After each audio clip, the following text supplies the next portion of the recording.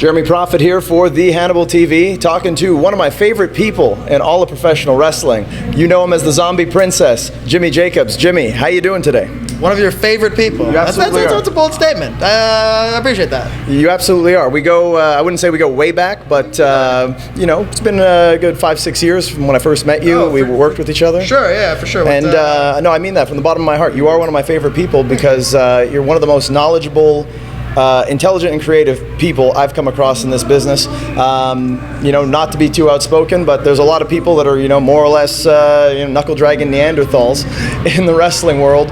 You have quite a head on your shoulders. I like to think that I do too, and every time we're around each other, I feel I get pieces of knowledge from you. So thank you. I appreciate that. What have you been up to these days? What have I been up to? Well, I've been working for Impact Wrestling for the past 2 years. I work backstage creatively. I help write that television show, which is cool. We just got on Access TV. Anthem Sports Entertainment bought Access TV, so now Impact Wrestling is on there. So I'm one of the few guys that pulls the strings backstage and writes the stories, that produces the interviews and things of that nature there, which is a blast. And I also have a podcast now called Jimmy Jacobs Doesn't Know, which is not wrestling related at all. I just talk about, you know, what is life and how should we live it, and, you know, all this sort of existential stuff that I like to talk about.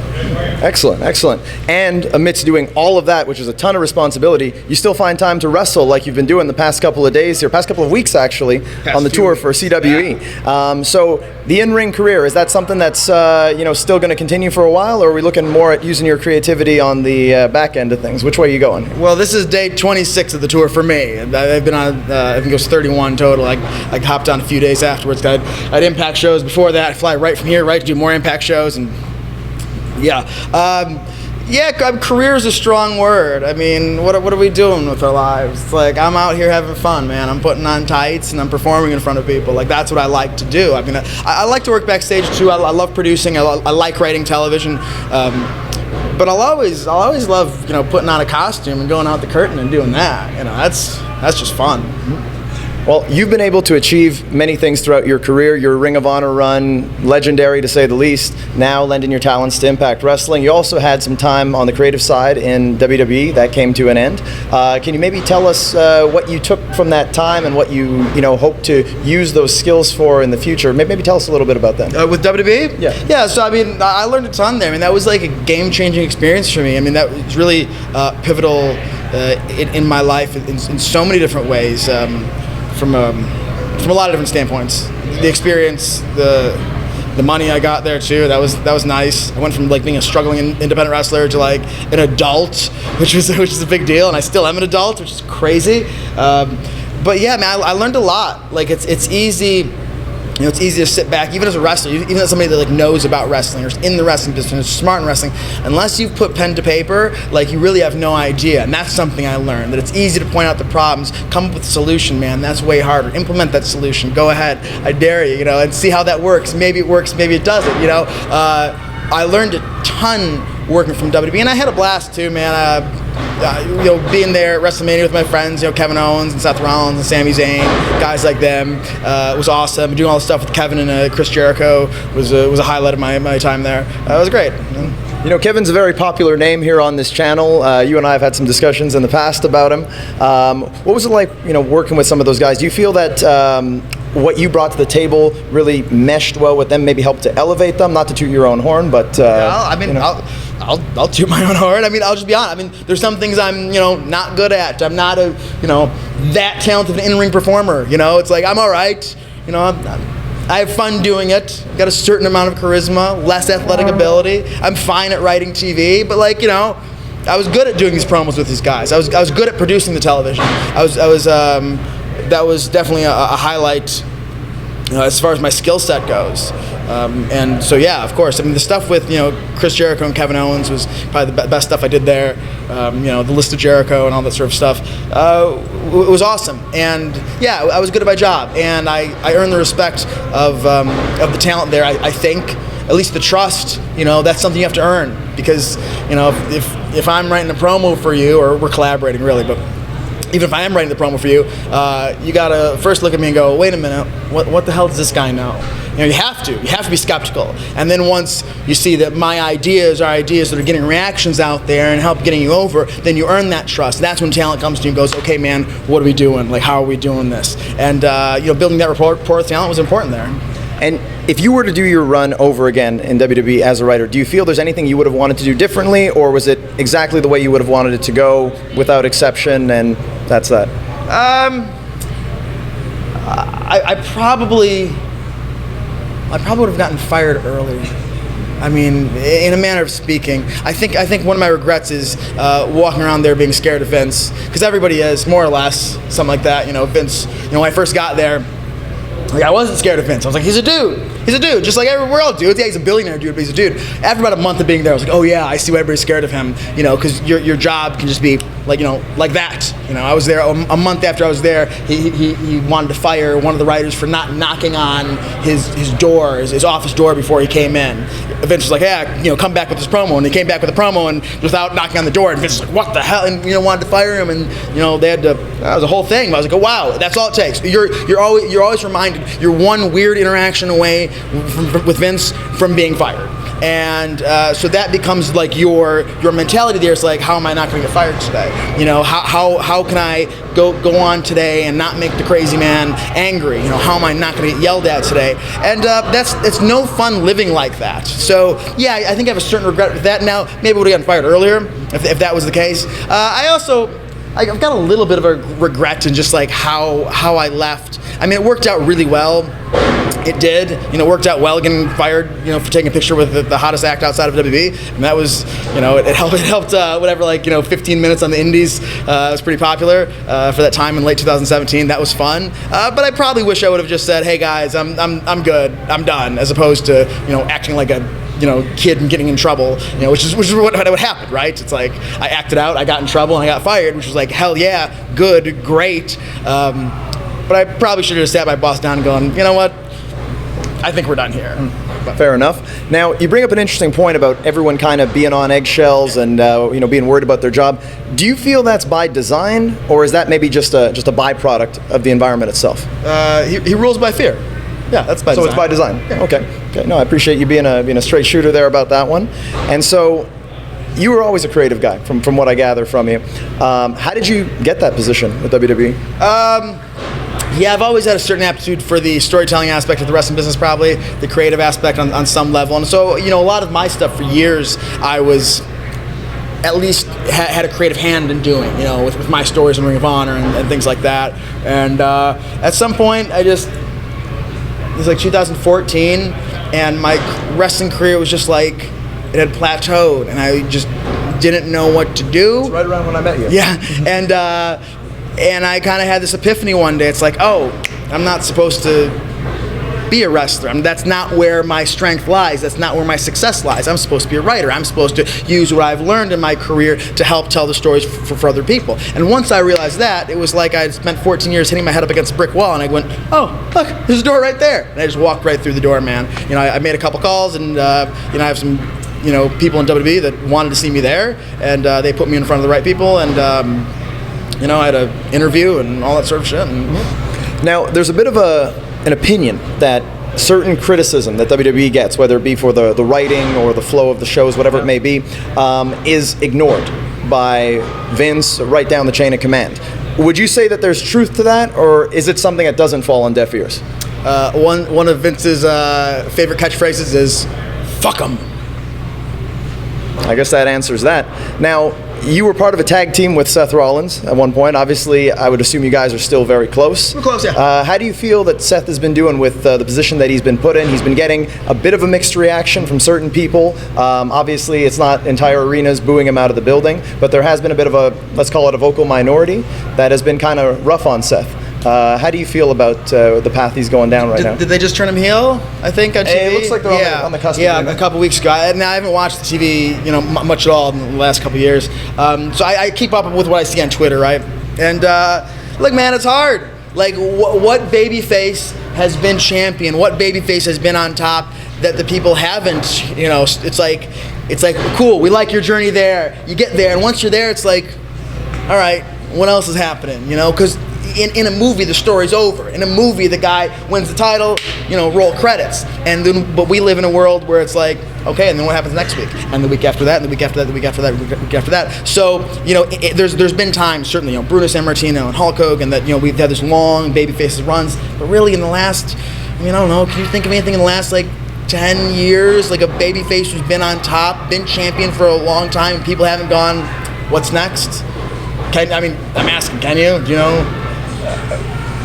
No, no one really comes. No one really comes to mind. Maybe there is. I'm not saying there isn't. But it's a hard task. That used to happen at Ring of Honor too.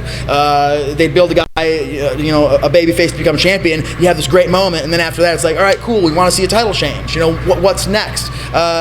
So I think, I think he's certainly worked very hard, and he's done very well. But it's hard to be on top, man. It's hard. Right? Fair enough. Now, another thing I wanted to ask you was regarding the writing process, from having the inception of an idea to getting it into something that materializes on TV. Now, I kind of keep tabs on you. Like I said, you're one of my favorite people in the wrestling business. Learned a lot from you. I had read that one of the first things they had assigned to you was to do a segment for Adam Rose. It was I don't know if they called it the dirt sheet, or they called it the Rose Bud, the Rose Garden, or the Rose, something like that. The Rose and Garden, I thought those segments, for the few weeks they did it, were absolutely hilarious. Thanks, where he was making fun of Tommy Dreamer. He was. I remember them like they were yesterday. It was great. Now, what's the process like when you have something like that? You write it and it gets to TV. What's the conveyor belt of getting that idea to the finished product? Yeah. So I think that came about.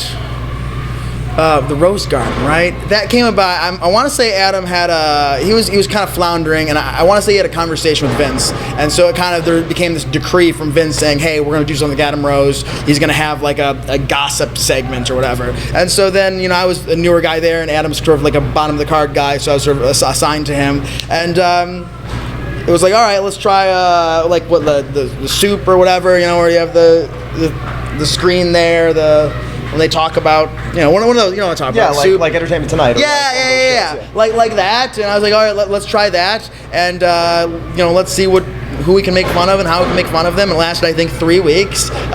Vince was entertained by it, but apparently not entertained enough to keep going on with it. And so that was an idea. You wrote it, you submitted it to them, and they green-lighted it, or did it have to be scrutinized more than that? Oh, of course. It's like...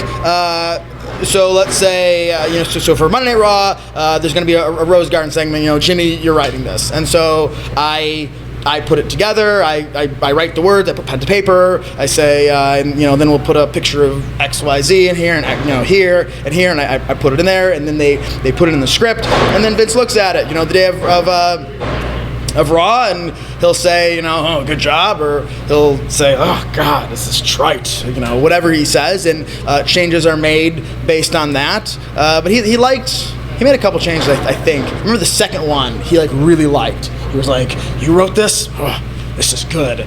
That's how you know something's not good. It was one of the few compliments. I remember it's one of the few compliments he ever gave me, and I remember being like, it's kind of corny, but all right, this is Vince's cup of tea. Okay, that's good. And so now you're working with Impact, obviously. Similar role to what you had in WWE? Yeah, very similar. Okay. And so doing a lot on the back end, the writing. I wanted to get your opinion on scripted promos versus giving someone the creative freedom, guidelines to go out there and do their own thing in their own voice. What's your takeaway on that? What do you feel is the better approach, and what are the pros and cons maybe to each? So I think just like anything in life, the answer lies in the balance, right? I think there's this big misconception that if you let these WWE wrestlers, if you let them just cut promos on their own, they would be great. And man, let me tell you, buddy, when I got there, I don't know, I've been around long enough, and I thought I knew, whatever. I guess that for some reason I just assumed everybody knew what they were doing, and then I got there, I was like, oh, nobody knows what they're doing. All these guys, I don't want to bury them all, because it's not, the ability to pick up a microphone and just cut this amazing promo. I mean, it's a slim ability, man. There's a small group of guys, the guys I've worked with over the last handful of years that could pick up a microphone and talk, and it's good. You're talking about Kevin Owens and Austin Aries and Eli Drake and John Cena. It's a handful of people. John Moxley, guys like that. But for the most part, and look, man, let's say you're Seth Rollins. and you're champion, right? He was champion around the time I got there, I think. And you're starting Raw every week, seg 1 with a promo, and it's like a 15-minute long promo. It's, you start, and Stephanie comes out, and then Triple H comes out, and then Randy Orton comes out, and it's like, what are you gonna do? You talk, you call that on the fly. No, at least you need some guidelines, right? At least that, right? So okay, at least you need some guidelines, and you do that this week, and the next week, and the next week, and the next week. It's like, it's good to have somebody there to help you out with that. I would love somebody to help me out if I had to cut a 15-minute promo every single week. It's great to have somebody there, and the smart guys know that, man. John Cena, he knows that. John Cena will listen to anybody there. I mean, ultimately, he helps craft his own stuff, but he will listen to anybody because he understands that. So I think there's this misconception that, like, just let the guys talk and it'll be great. It's like, yeah, every single week. Here's the thing, man. You let everybody say whatever they want to say. You know what 90% of people are going to say? And later tonight, I'm gonna kick your ass. That's what they'll say, because that's what they'll fall back on. So I'm gonna kick your ass. I'm gonna kick your ass. I'm gonna kick your ass. And that's 3 hours of that can be a little, and then 2 hours the next day on SmackDown. And then it's like, all right, people already just say that at NXT, right? So it's in the balance, and I wish Vince gave some of the guys a little more leeway. It was hard, I think, for the guys, and detrimental to the product, to have these guys, not all of them, but recite these things word for word. It's like, or even close to word for word. It's like, give some bullet points. Have the writers there as resources to help them with come up with words. That's how it is at Impact, right? I'll go to whoever and I'll say, hey, you're cutting a promo on so and so tonight. Just let you know, and I'll leave. And hopefully by the time we're going to shoot this promo, they've come up with something, right? Hopefully they have. And that's not because I'm lazy. It's because I can never be a character better than that person can be. I can never be you better than you can be you, right? So if you could come up with your stuff and like your character and it's like you got it, it's like great. When that happens with people, it's awesome. Like that happened to Taya Valkyrie recently. Like Taya this past year as a heel, it's like she's got her character. It happened with Matt Sydal a couple years ago when he was doing like the guru thing. Like he got his character. I didn't need to produce them almost at all, right? And sometimes they have it, and sometimes they don't. And then I'm there to be like, all right, here's how we're crafted. Maybe a little bit of this, maybe a little bit of this, a little bit of this, a little bit of this. And we craft it together. And then, the good thing is you don't have to run it up the chain for a crazy billionaire to approve or not. So that's nice. So we get sort of that balance at Impact Wrestling. And here's the thing, man. Sometimes WWE is overproduced, and sometimes, I've only seen a little bit of like AEW, but like some of it's underproduced. And sometimes Impact is underproduced. Sometimes you go like, geez. Yeah, like I watched one of the things at AEW the first week with like Jack Evans and this Jay and Silent Bob. Did you see that one? Yeah, and Angelico. And Angelico. Something like that. And I watched this and I was like, yeah, this is why you need writers, guys. You need somebody there to go, hey, let's clean this up a little bit. Let's make this a little nicer. Let's make this a little tighter.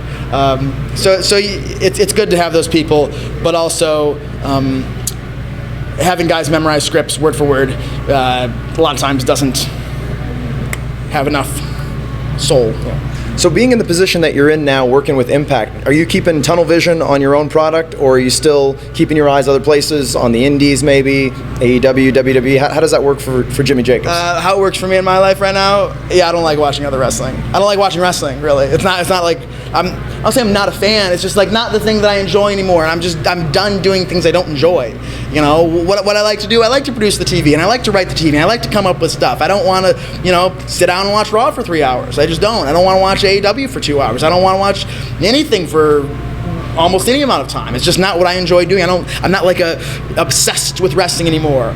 I go to work because I have fun working, and I have fun producing, I have fun writing, and I have fun putting it together. And these days of TV, and we're just running around and making it, and you go, hell yeah, man, this is why I do what I do.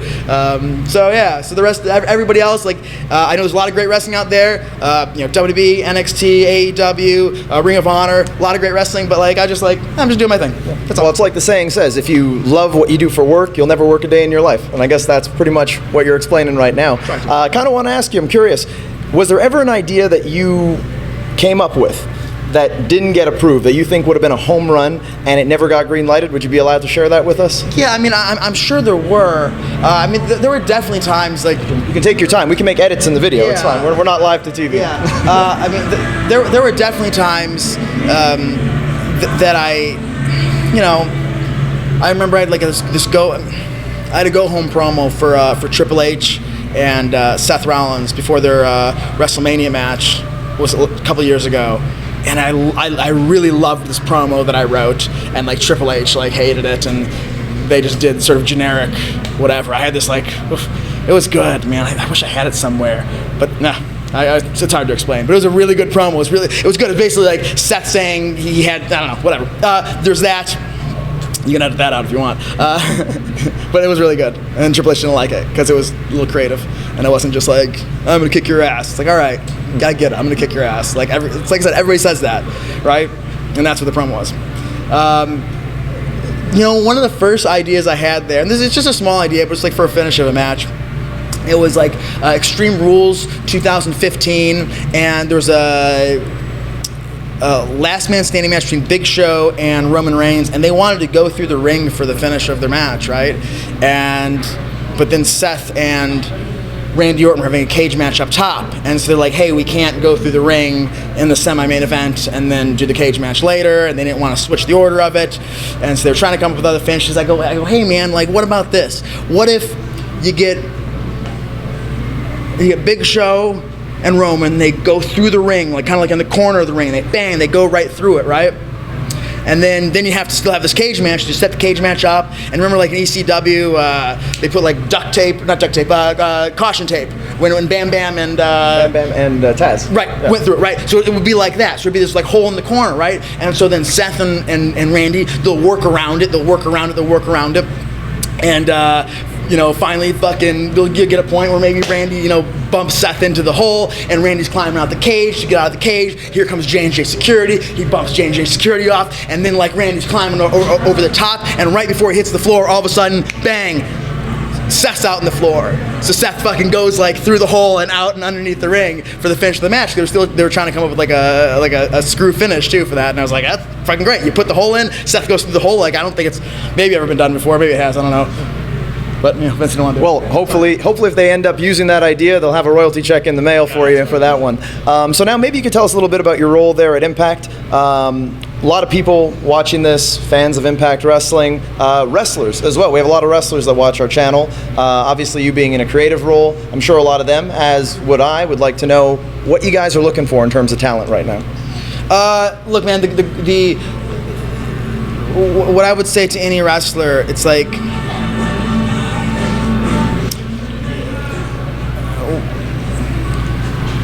people want to go to Impact, they want to go to Ring of Honor, or they want to go to NXT or AEW, and it's like, how do I do that? How do I get to the next level? I say, to get to the next level, you got to master the level you're at.